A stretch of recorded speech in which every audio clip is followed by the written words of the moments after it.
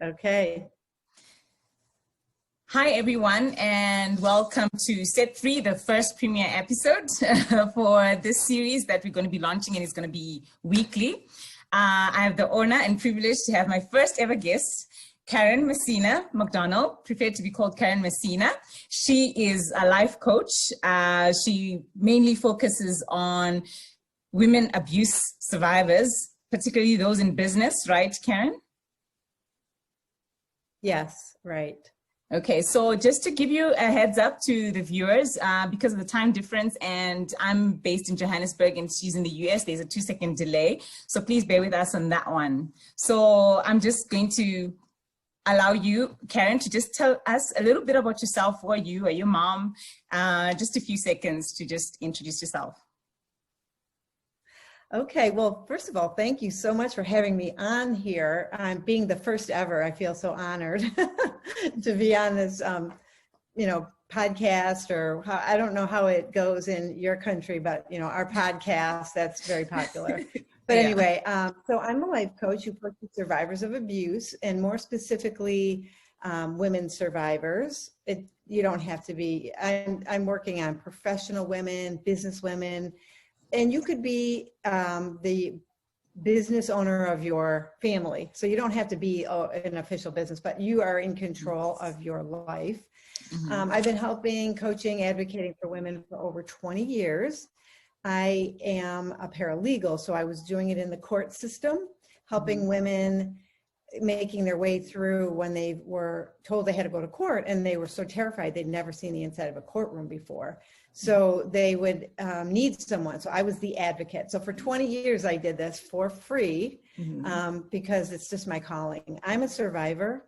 So if I had, someone doing that for me, I would have really appreciated it. So I am married. I have 2 beautiful children and a stepson from my husband's previous marriage. So my husband is a nurse and I am a life coach. So we have, a lot of caregiving going on. Wow, that's quite interesting, Karen. So now that you've given us, a background that you first started off as a paralegal and right now you're a life coach, do you feel like you are where you're meant to be regarding your career right now? Oh, absolutely. Yes. I was, when I first got out of the abusive relationship, I was lost and didn't know what I wanted to do. And then after I got back up on my feet, I thought, gee, I really wish I could help people. And I couldn't really find a way to do that. I went to a couple of the local agencies and whatnot, but I really just couldn't find what I wanted. So then becoming an advocate really was, people were like, oh my gosh, I don't know how you did it. I work a full-time job and was advocating, for these women. They would call me at all hours of the day and night for help, and I could help them and they appreciated it. So then I decided to start a coaching business. So, but when I was helping women just out of the goodness of my heart, that is really my calling. So I feel like this is the right place for me to be. Okay, so just give us, I know you've just gotten into it, but maybe just to go a little bit more in depth, like how life was for you back then, compared to the Karen that we see today. When I see you, I see a woman who's been set free. You look like you're in a happy place. I can feel your energy and all of that, so just give us like, what were you experiencing, like back then, in case, there's some woman or even men, these days, even men who are in relationships that are a bit complicated like that. Right. Maybe they can resonate to the space that you were in at that time. Well, contrary to what people think, I had a beautiful childhood, amazing parents, Catholic upbringing. My downfall was self-worth. And so back then, when I was younger, and this is something people don't understand really, but when I was very thin and a late bloomer. And as a result of that, people would tease me in my life, right? And it goes back to the bullying in school and all these other things. Or maybe you got into a relationship with someone and they were mean to you, whatever. But for me, I had a great childhood. So people think that if you're in an abusive relationship, you must have been abused in some way. And I beg to differ, because I don't think that's true. you make choices based on how you feel on the inside. So I was teased a lot for being, you know, so skinny and all that. And I had low self-worth and low self-confidence, which led me to end up with an abusive partner because I didn't think I could get any better. I thought this was it for me. I was settling because I had been told, you know, oh my God, you're so skinny, and oh my gosh, you're so this and you're so that. And so I'm like, okay. So the first person that showed me any attention at all, I decided that was going to be my person, and it ended up that he was abusive, and I just didn't. I thought, oh wow, this is it for me.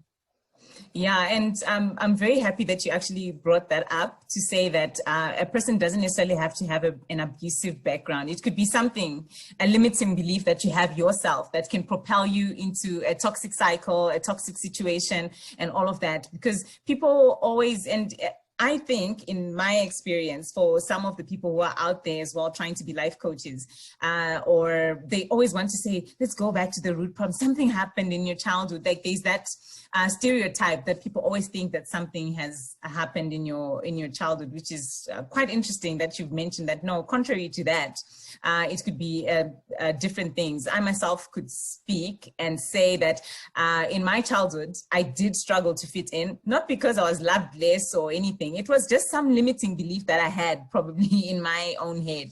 So yeah, it can lead you to certain choices that you're going to make in your life. And for sure, whoever then gives you attention, you just propel yourself into probably something that is not good for you. But so when you were experiencing that, I just wanted to find out what was the most scary decision that you had to make, that you can look back and say that, you know what, it's because I decided to do this. That's why I'm here today. Well, that's an easy one, because the scariest thing I ever did was escape from the abusive partner that I was with. And I was terrified because I was being threatened every day. And if I ever left, this or that would happen. So I had a friend and a neighbor who lived across the street, and without her, I would have never gotten out. But she was so sick and tired of seeing what was happening to me. And so she said, I'm coming over tomorrow and I'm getting you out of here. But I was terrified. And so the scariest decision for me was to actually escape from that relationship. But fear is really what kind of holds us back in all of our decisions in life, I feel like. And it's the unknown, and it's the being judged in some way. And so even if I wasn't physically afraid to move, which I was physically afraid to move out because I didn't know what was going to happen, I might have been too afraid because what will my family think? What will people say? All of these things. And so if I didn't make a decision and say, I'm just going to do it, I don't care. I mean, my parents spent a fortune on this wedding, right? And so I kept thinking, oh my gosh, if I walk away from this marriage, what kind of good excuse am I going to have? Yeah. And so people have all these things that they're thinking that are going on in their heads that are preventing them. And most of it is fear. Wow. Yeah. And I could imagine like the pressure you had now that you're mentioning that, you know, the big wedding, people invested in this relationship as well. So you somehow thought you owed them something. Happy that you actually got to move yourself from that situation. And it's actually okay for you to make some hard decisions that people are going to understand later on. That's pretty powerful to me. And looking at the niche that you have, specifically women in business, why women in business?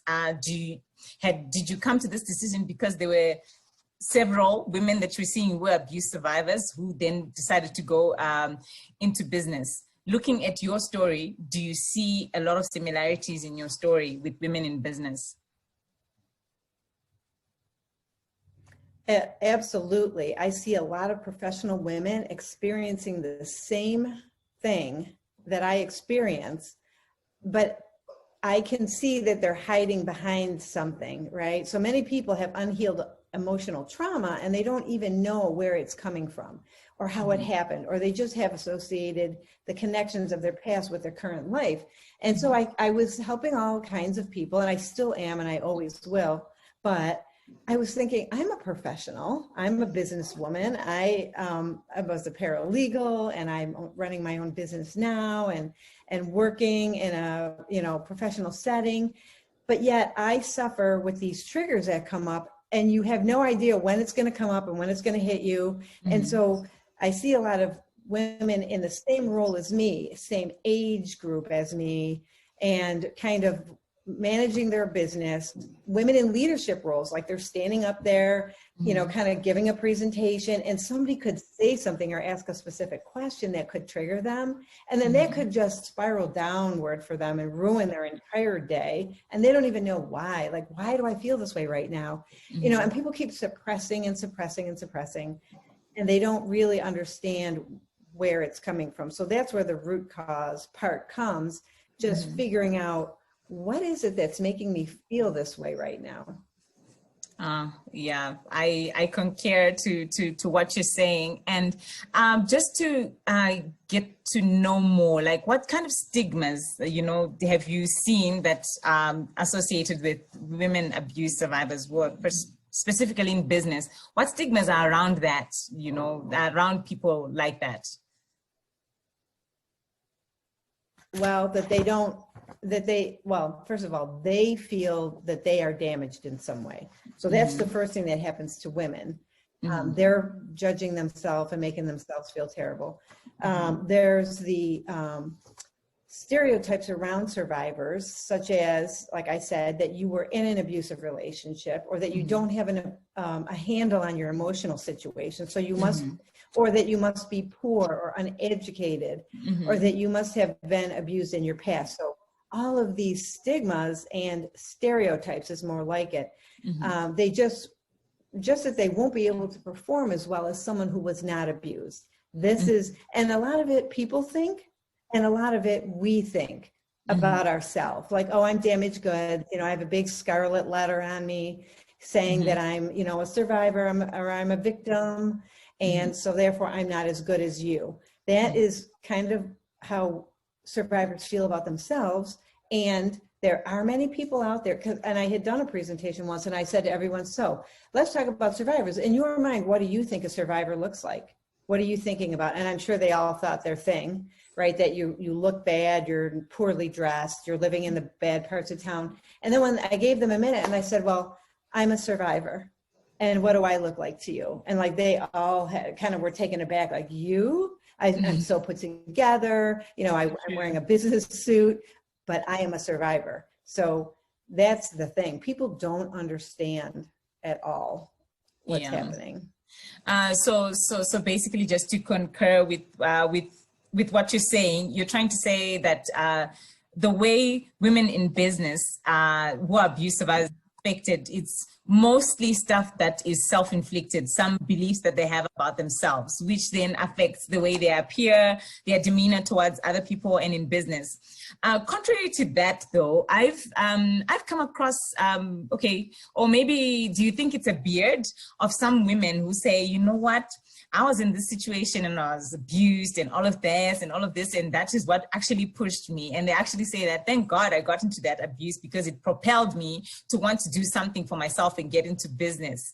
Does that mean that they found healing in the business? Are those people actually really healed, or they still have a lot to work through? Because I've seen several people that I've known who have put that. So since you're experienced in this more than me, do you think there's always something deeper than that? They found meaning in their business, but are they really healed like they want to say they're healed? Well, I see women that have used their abuse to their advantage, depending on what it is and what kind of a job that they're doing. There's the ones that are like me, where I'm like, I use this language all the time. I will never let anybody treat me that way again. So regarding relationships. It could be that you were abused in your workplace by a horrible boss or by employees, right? So it doesn't have to be the partner thing. So you might say to yourself, well, I'm going to start a company myself, and I'm going to make sure that everybody feels nurtured and heard and validated. And so then that's the direction they go in. But even the people that have made it past it all, including me, you will still, without coaching. So I really am a firm believer in, yes, you got out. Yes, you bettered your life and created a safe environment for yourself. But unless you continue coaching with someone, or at least get the tools to learn how to manage your triggers when they come up. So triggers come up and they try to sabotage your life and your outcomes. It just happens. And and you're not going to be able to, save the world, right? You can't find every little thing that bothered you. I mean, we had a long life ahead of us, but triggers come up so quickly and without any warning, which causes you to react and sends you into fight or flight response. So yes, they're more than likely they're healed, but all of us are human, and we're all going to have a percentage of things that come up. And sometimes things will come up you didn't even realize. You're like, oh my gosh, that wasn't even from my abusive relationship. This is coming up. And you get so much better at identifying your triggers when you're working with a coach, so that when these little weird ones come out of the blue, you can manage them better. So it's really about managing them and healing. Yeah. And one of the other things I wanted to say about healing, yes, there are 3 things that will help you heal: finding safe relationships, safe environments, and finding purpose in your life. So those are the 3 things that are known to heal emotional trauma. Okay. And do you some people struggle with purpose? Do you have probably just one tip that you can say, can guide people on how to find their purpose? Because some people will tell you, people are always talking about find your purpose, but how? Yeah.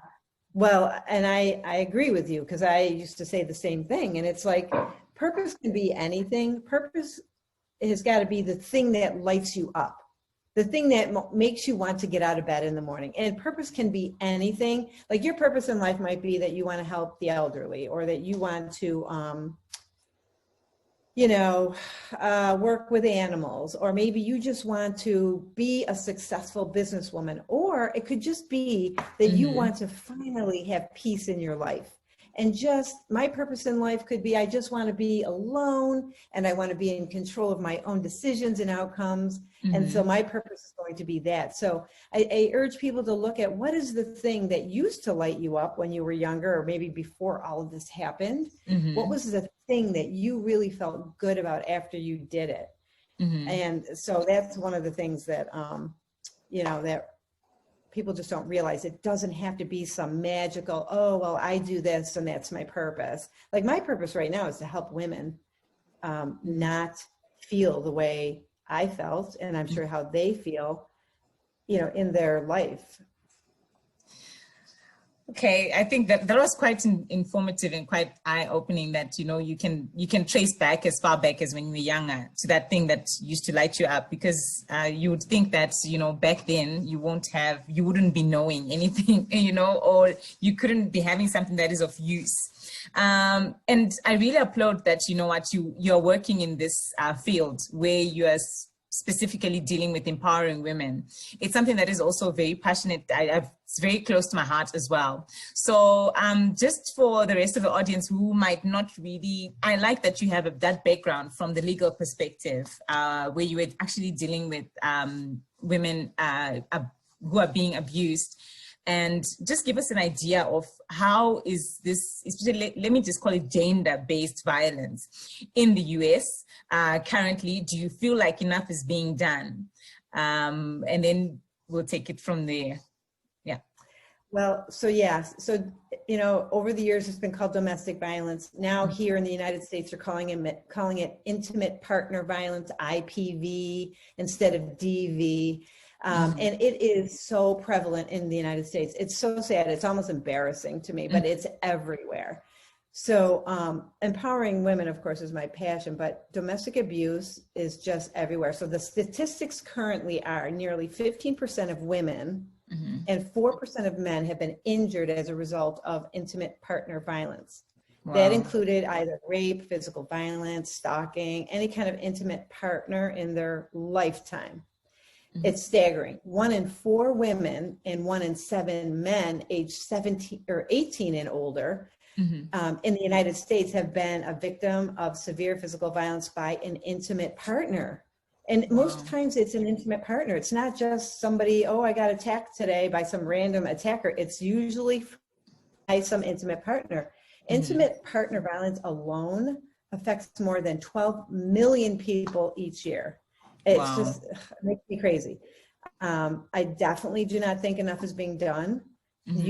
I was part of a group called the Domestic Violence Consortium for years, but yet I said to them, why are we never on the news? Whenever a woman or a man is killed because of intimate partner violence, why isn't the Domestic Violence Consortium showing up on the news and saying, you know, giving all the information that we have? So the police and the court system are not educated enough on domestic violence. That's what I think is the biggest problem. And about abuse in general, they're just not educated enough. They're tainted from all of the years and all of the drama that they see each day. They can't understand and pull apart the domestic abuse from just regular abuse and the differences between the behaviors of male abusers during the course of a toxic relationship. Now, most of the women that I was helping when I was an advocate, they all said the same thing. Oh yes, I called the police after he was abusing me, but as soon as the police came to the door, he comes swooping in from his bedroom with a shirt on, buttoned down, looked all organized, like, I'm gonna make myself look so good. So the police officers are so confused, like, why is this woman calling us? Everything looks so fine here. So they do not have the education behind the kind of games that abusive partners play. It's crazy. Yeah, because it's also, we're still calling it gender-based violence, this side, and for sure it's prevalent, and it's actually resulting in murder cases a lot here, especially in South Africa. So I think, you know, it's something that needs to be always spoken about so that people are aware that it's happening. So tell me, where do you see Karen in the next 5 years? I see me saving the world one woman at a time. I would like to have my thriving coaching practice, which is going to fill my days and my heart, helping women take back their power and control while healing their emotional traumas so that they can live the life they deserve. And I don't like to say, live the life you desire. No, you deserve it. And I want to help women get there. And I want to prove to the world by my coaching practice that it's all about power and control. And I said to one of my clients the other day, you didn't lose your power and control. You just were not able to use your power in the way that you should have been able to during that time. So it's not lost. A lot of the things they think are lost are not. They're just buried down deep, and they just need to be revived and brought back up to the surface where they belong. So what message would you like to share with both men and women who would come across this interview in cyberspace? I would say, be open-minded, don't judge, get educated on abuse before stereotyping a person. Always be kind to everyone, because you have no idea what emotional trauma a person has been through in their life. That's my message. Wow, powerful. Thank you so much. And I recently also saw that you got, you're working on a certification by Must and Keep. Maybe just tell us a bit about it, because when I saw it, it was a bit interesting. Right, so Mast and Keep wrote a book called Claim Your Power. And he is the trauma expert. He created something called functional life coaching. So he has a trademark on it. So you know, and I don't even know if he's offering certification to be a functional life coach, but he's just started a certification program it's called Live Your Purpose, and it takes a deep dive into trauma. And so in order to get certified, you have to go through all the process and really examine your own, as a coach, your own internal traumas and struggles, and because he wants to know that you have a handle on them before coaching other people. I've been coaching people for 20 plus years, and this is just going to be yet another thing that I'm going to be able to add to my toolbox. Wow. I think that it's pretty exciting, and I'm very happy that, I got to sit down with your expert with the 20 plus years that you've been mentioning. And just for anyone who would want to get hold of your services, who might also come across this, maybe you can share with us how they can get hold of you, book a session with you, and all of that, and what you're offering to assist in your niche.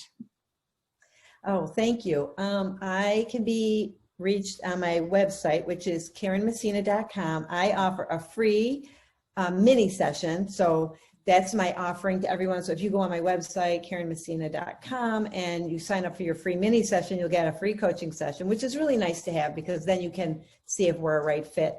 I do one-on-one coaching. I like to coach for 6 months. And a couple of people said to me, can we go longer than that? And so I'm like, yeah, sure. But, and then I have Facebook pages. So I have a group called Own Your Power, a women's tribe of survivors. I love that group. I do a lot of training in there for people who can't afford my coaching. I try to offer value. So I have something called Talk It Out Tuesday, where every Tuesday I go on and do like a little training, and people could come with questions and whatever.